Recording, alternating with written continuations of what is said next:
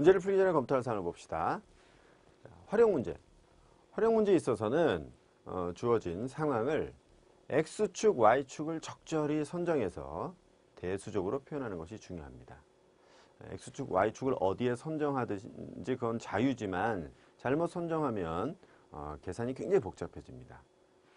대수적으로 표현할 때 계산이 복잡해지는 형태가 되면 결국 문제 푸는데 시간도 많이 걸리고 실수도 많이 하겠죠. 자, 그래서 X축, Y축을 적절히 선정하는 것에 포인트를 두어서 일단 X축, Y축을 표현한 후에는 그 다음엔 대수적으로 상황을 다시 정리를 하면 되는 거죠. 그러면 우리가 아는 함수와 방정식에 대한 여러 가지 이론을 가지고 충분히 문제를 해결할 수 있습니다. 자, 문제 한번 실제로 봅시다. 오른쪽 그림과 같이 건물 옥상에서 불꽃놀이 폭죽을 쏘아 올렸습니다.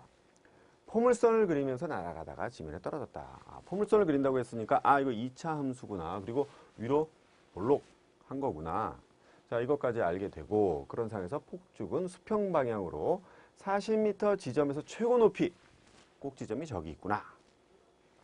그리고 그 높이는 옥상 높이보다 30m 더 높았다. 이렇게 됩니다. 폭죽이 떨어진 지점은 건물로부터 140m. 그러면 이 한가운데로부터는 100m 떨어진 데겠군요. 꼭 지점으로부터는 100m 떨어졌구나. 자, 이때 건물의 높이를 구하는 겁니다. 그러면 어디에 X축, Y축을 선정하는 것이 좋을까요? 뭐 X축은 당연히 지면이죠. X축은.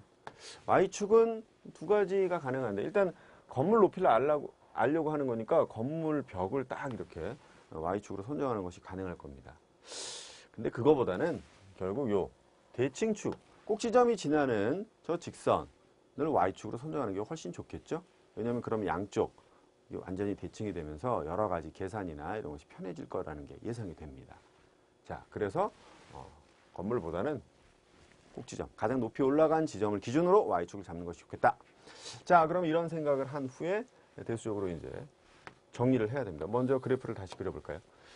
자, 여기서 여기 원점 X축, Y축인데 보면 그 축으로부터 100m 떨어진, 여기 40m니까 100m 떨어진 점에서 지면에 닿았다고 하니까 X절편이 하나 100이 되겠네요.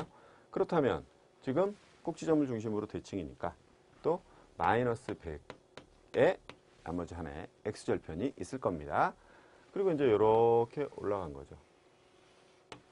자, 이런 상황에서 건물의 위치라고 하는 것은 대칭축으로부터, 즉 Y축으로부터 왼쪽으로 40m 있는 거네요. 그러니까 결국 우리는 마이너스 40을 대입했을 때 이 Y값이 바로 건물 높이다라고 하는 것을 알 수 있습니다. 자, 그리고 이 값이 결국 F-40이 될 텐데 이 값으로부터 이 높이가 30m죠.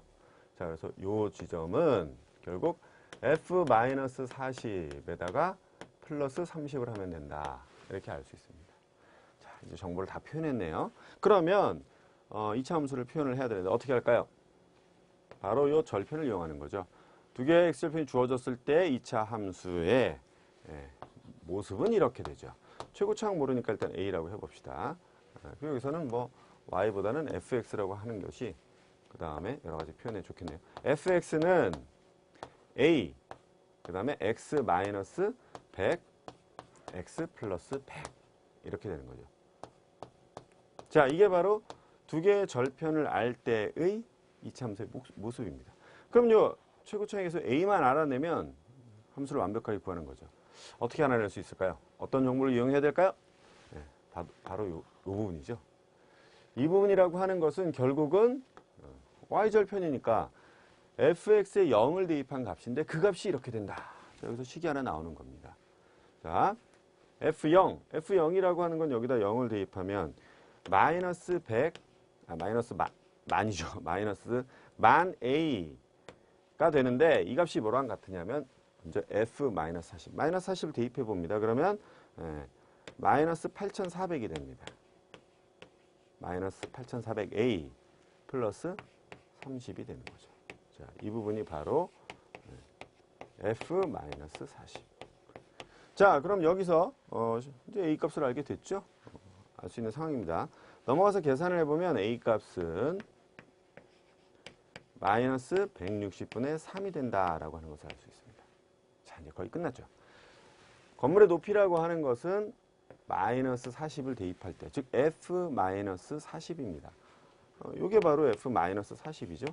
A는 구했고요. 그러니까 이 값을 다시 이 부분에 대입해서 얻은 값이 바로 건물의 높이가 되는데, 계산을 해보면 2분의 315가 됩니다. 자, 따라서 건물의 높이는 2분의 315m고 문제의 답은 2번이 되겠습니다.